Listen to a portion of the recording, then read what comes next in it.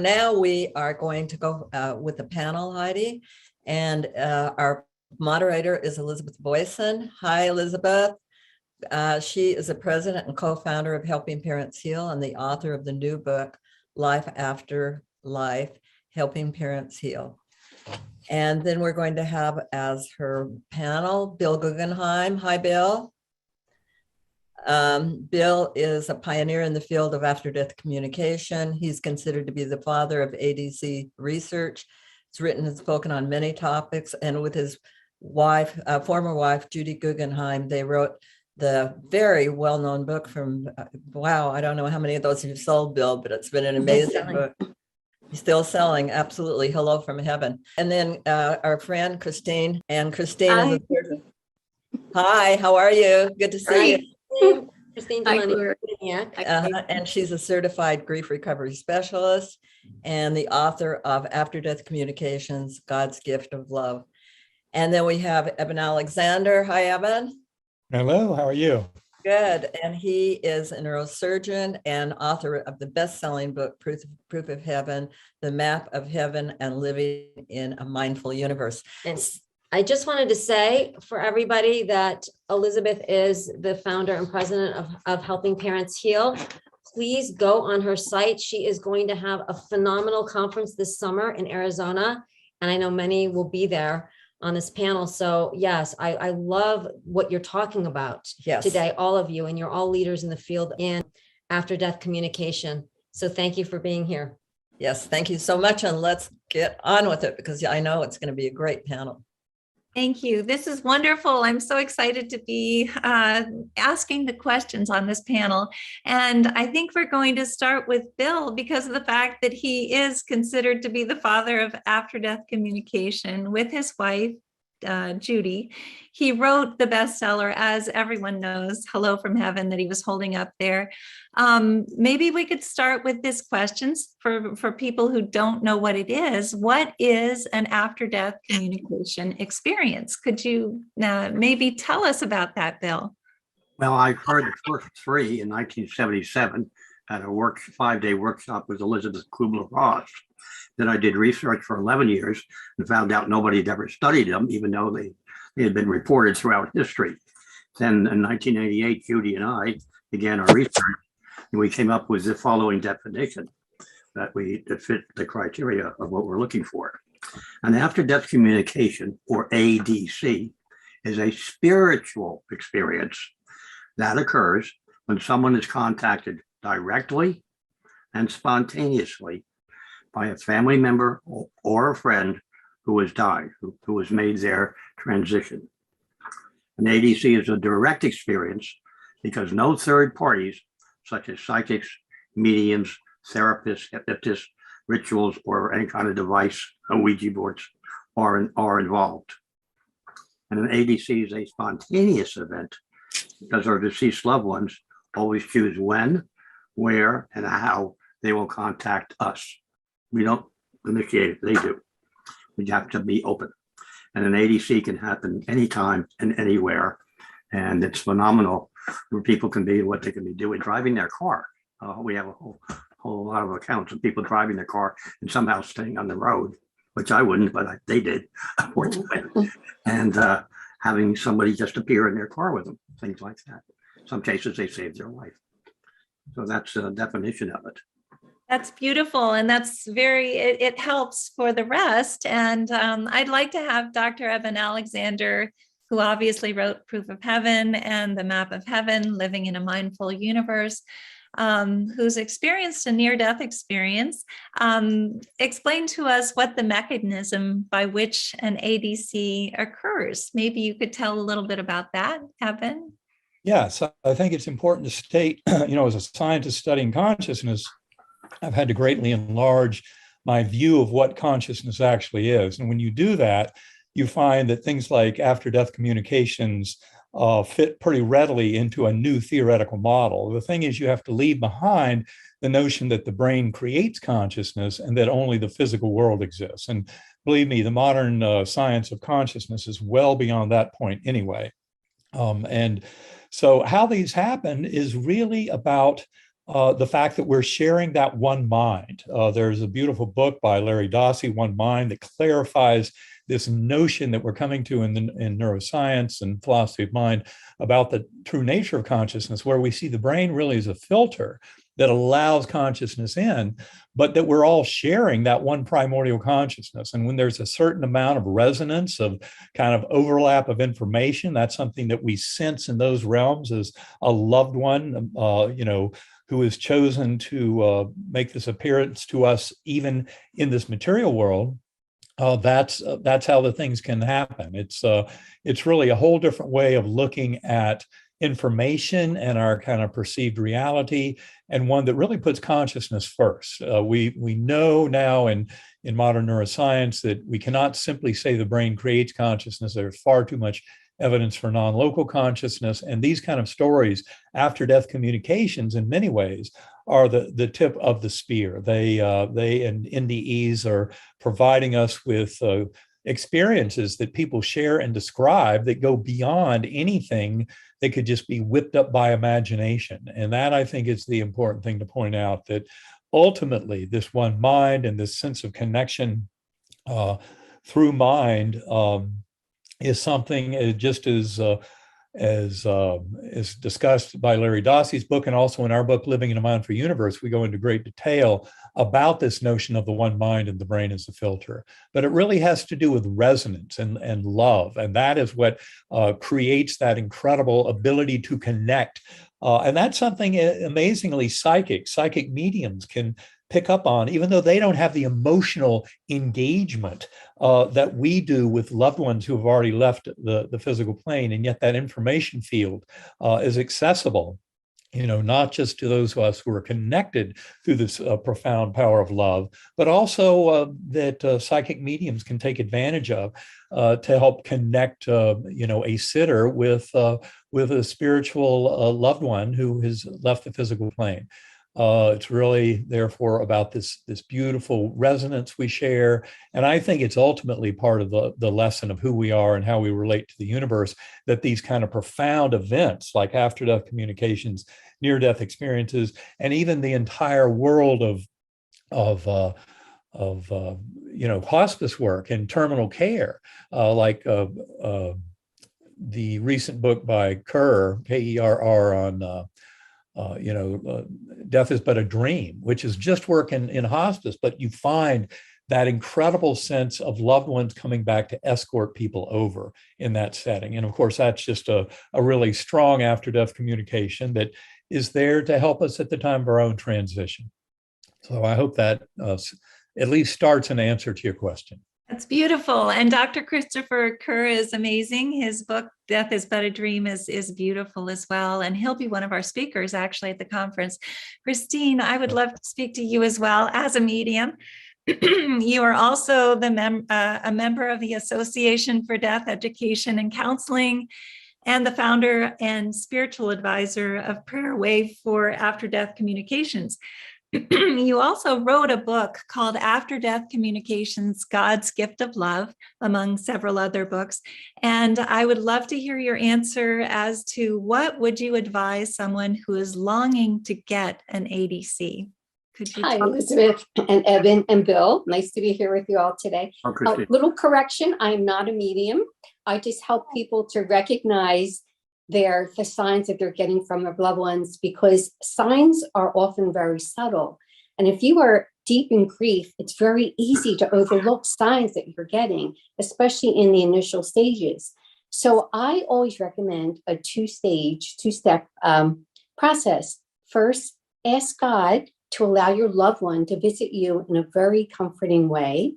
And then state to your loved one something specific that you would recognize as a sign from them. For instance, a butterfly, a bird, a certain song that connects you to them, a coin, things like that. And then this way, when you get the sign that you have requested, you'll know and you can claim and say, yes, I got my sign. Yes, they still see and hear me.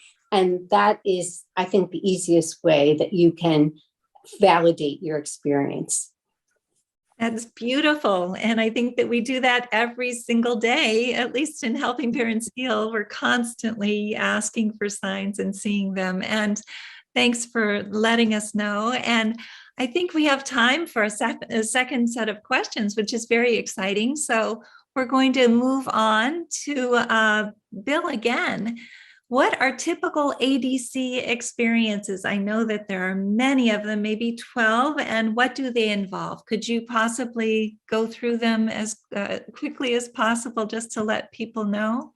This will be quick because it usually takes a lot more minutes. But feeling or sensing the presence of your loved one who has died, feeling that they're near you. Hearing a voice. Some people say they hear it through their ears. The majority say they receive a voice inside their head. So it's by telepathy. People can feel a touch, which could be a tap, a pat, a caress, a kiss, a hug. All these are reported. And many more that involve physical touch. Smelling a fragrance, which could be a perfume, a cologne, a favorite food, tobacco products. Any kind of aromas, flowers and whatnot. But what's most interesting with these, often they occur with a witness. So 2, 3, 5, 10, in one case, 12 people all together smelled roses when none were present, but it was all associated with the one who had departed. The visual experiences are obviously the most dramatic because you see them and they appear regardless of how they died, which could be, I won't go through all the ways, but say a car accident or a battlefield death, anything. When you see them, they appear healed and whole and in perfect health, radiant health, and they're letting you know they are okay. And often they're smiling and they want you to know you don't have to be concerned about them. Where they are, they're better off than where we are right now. And, a vision is very hard to describe what you're seeing through this world to the afterlife, to where they are. I've had a vision of my daughter, as an example. It's like seeing a 35 millimeter slide in the air, in black and white or color. Twilight experiences is because I used the language just as I was falling asleep, just as I was waking up. This happened. And often when they open their eyes fully, the person is right there in the room, right next to them, with them. Sleep state ADCs or dream visitations, dream experiences, whatever you want to call it. This is while we're asleep, they can still visit us. It has very different characteristics than an ordinary dream. They're not jumbled or things like that. They have a beginning, a middle, and an end, and they flow. And people remember them 10, 20, 30 years later or beyond, as they do with all these experiences. They're totally clear. And again, you can have more than one person present in a so-called dream. Out-of-body ADCs, that's hard to explain for people who don't know what an out-of-body OBE experience is, but some people are able to leave their physical body and go to visit their loved one who has died, where that person is on Earth or even in the afterlife. And they're beautiful accounts when we receive those. Telephone calls, it's our brain can accept the idea of a phone ringing. We pick it up there, hear their voice. We accept it while we're asleep. But what happens when you're wide awake in the kitchen cooking food and you hear the phone ring? Physical phenomena of all kinds of things that involve things with lights going on or battery operated objects all of a sudden beginning to play, like a music box, TV sets, stereos, and playing a particular song you associate just with that one person who you really love in this at that moment. And then the symbolic ADCs, by our definition, the most common ones involve butterflies or rainbows, but they can be anything. It can be finding coins, pennies, nickels, dimes, quarters, whatever, feathers, ladybugs. It can be anything. It's the behavior of the animal. And we have beautiful accounts with porpoises and all kinds of other animals, and flowers and everything else. It's their behavior that tips you off that this is not just a coincidental happening. So those are the 12 times. There is one more we didn't know about back then, but that was seeing an orb. And some bereaved parents say they see their child's face in the orb, but that came out after the digital cameras did, and our book was published before digital cameras, so we didn't have a chance to include those. So that's a brief Hope Those I- are beautiful. And it's so helpful for all of us in helping parents heal to be able to identify these and to be able to be looking for them as well. And that's all thanks to you, Bill. Thank you.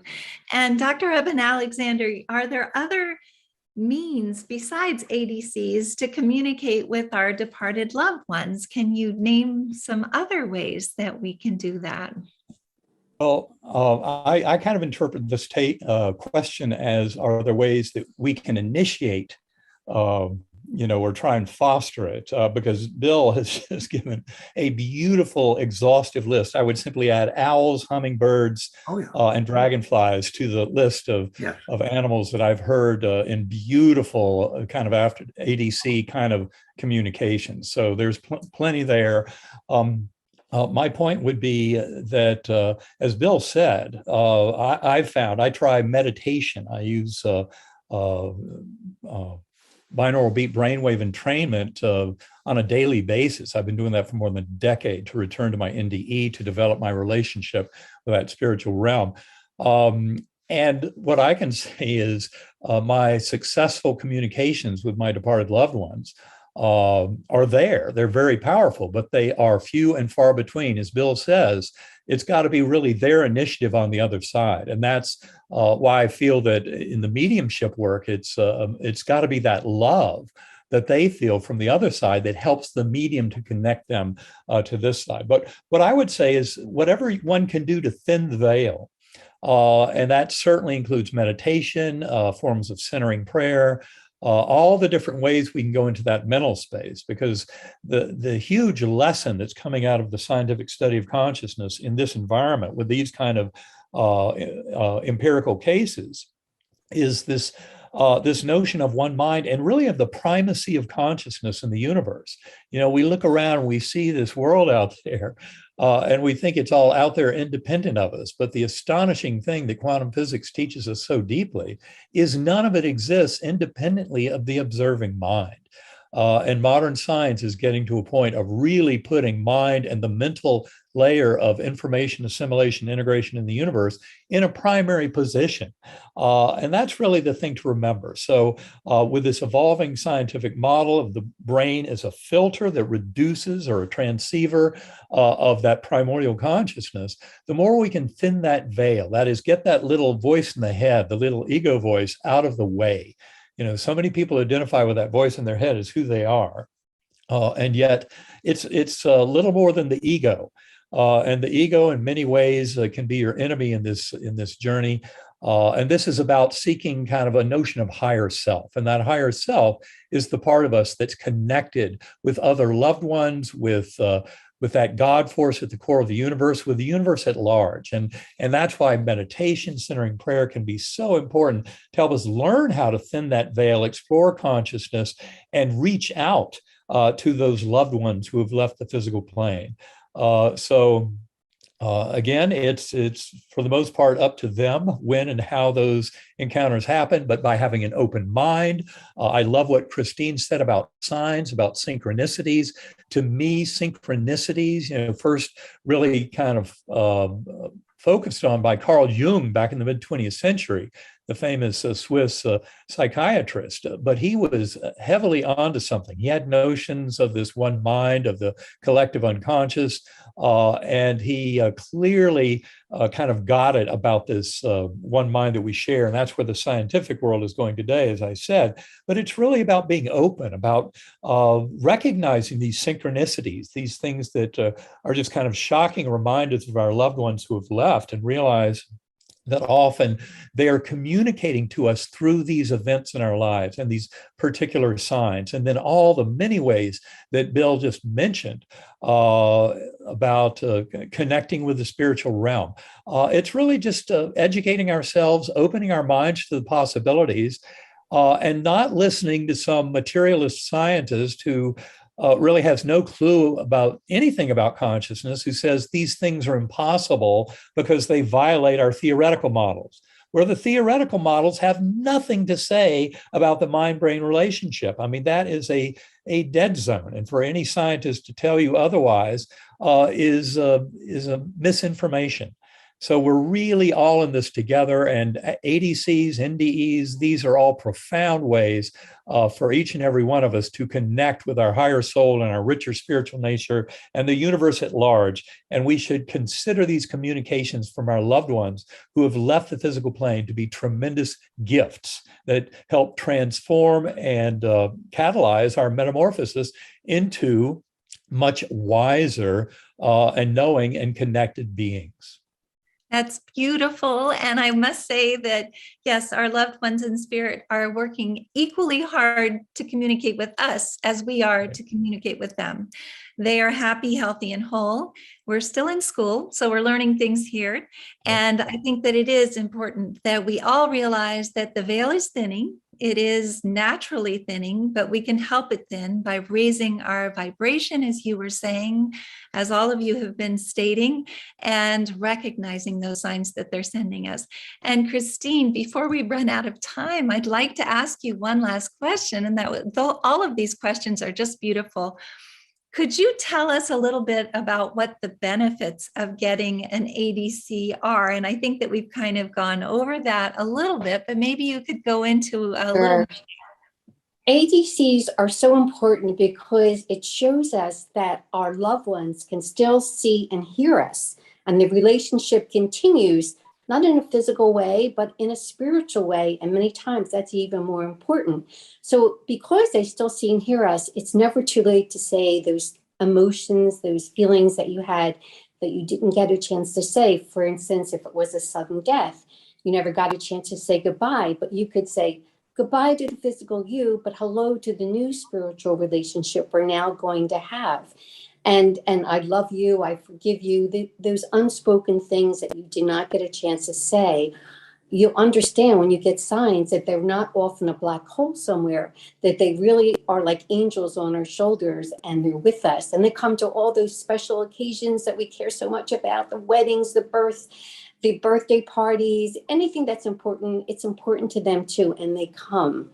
And also, it's ADCs are very important for people who have just lost someone, and they often tell me they don't feel at peace until they would get a sign from their loved one. And that's why I established a prayer group that we pray for people to get a sign from their loved ones, so they'll know that they're at peace, they're in heaven, and they're okay, and that you can rest assured. And that really does help. Prayer really does help in getting those signs, by the way, from my experiences over these 20-some years. And yes. So Well, are we still beautiful. good? And I think that it's important to let everyone know that, again, our kids, our loved ones in heaven are working equally hard to be able to communicate with us as we are to communicate with them. And once we are open to all of this communication, which is something that, thank heavens, Bill Guggenheim, Eben Alexander, Christine, all of these people who write about this are explaining that this exists. This is something that is real, and that it's not complicated to do so.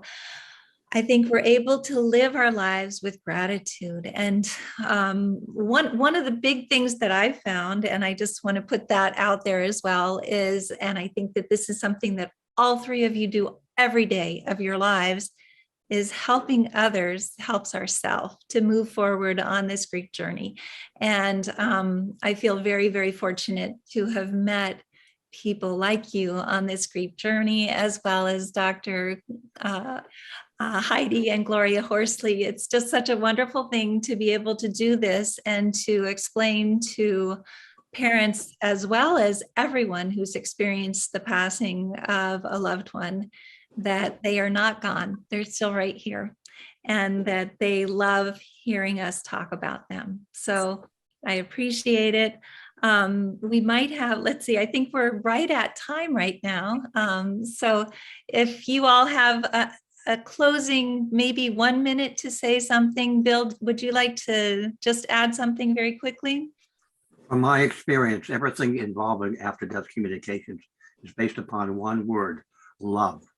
It's their love for us to want to reassure us that they're okay, that they're fine and well. They're concerned about how we're doing and assuring us we'll have reunion with them when we make our own transition, that they'll be there to greet us, meet us, and greet us. And this applies to pets as well. We have accounts, but they're not in the book, of pets being seen and heard and all the rest of it, and including a horse as well as dogs and cats and whatnot. And so these are wonderfully joyous experiences to read, like near-death experiences are. Yeah. Yes, everyone should read Hello from Heaven if they have not yet done so, because it is a beautiful book. And Eben Alexander, maybe just a minute closing statement. Yeah, I would simply say that, my exposure through near-death experiences, study of consciousness, and now, of course, this beautiful discussion of ADCs, which I think are probably the most prominent means by which modern folk come into direct contact with the spiritual world on a regular basis. I think these are all ultimately, as Bill has just pointed out, about love. This is about the golden rule, about treating others as we would like to be treated. No clearer lesson could come from study of the life reviews of near-death experiencers going back thousands of years across all belief systems. Our world has seemingly lost sense of this message of love and compassion and kindness, but not really. That's why I think that even the hardships that we see today, like the war in Ukraine and other of the kind of political polarizations and problems in our world, in many ways are about to resolve. Because I think that the fundamentalists always kind of recoil when they're threatened. And that is essentially what I see happening in this world. And there's tremendous revolution going on in the scientific community about this notion of oneness and connectedness. And that's where I believe all of this is ultimately headed. And it will make the world a far more peaceful, harmonious, and prosperous place for all beings. Thank you, and that's beautiful. Christine, do you have a few, maybe a minute? Well, it's hard to top what was just said here, but I just want to reiterate that it's so important to realize that your loved ones are still a huge part of your lives, and that just keep on talking to them because they get that. And they love the communication from you too. So just include them in everything, and they'll come and they'll try and let you know that they're around. So I hope this is going to help for other people who are grieving and looking for signs. That's beautiful. And I just want to say too, that know that it's never, ever a bother for our loved ones in heaven to get that communication. I think that sometimes people feel like they're bothering them because they've got lots of other things they need to be doing. Nothing ever bothers them. They love to be able to hear from us. So thank you for reiterating that, Christine. And thank you all for being incredible panelists, as you always are. And it's so wonderful to see you. And thank you, Gloria and Heidi. And I'm excited about seeing both of you at the conference as well. And we are indeed excited about seeing you. And thank you, Elizabeth. You did a great job. And thank you, Christine and Eben and Bill. You are amazing people. And I know you've given so much to the world. And thank you so much. God bless. Thank you.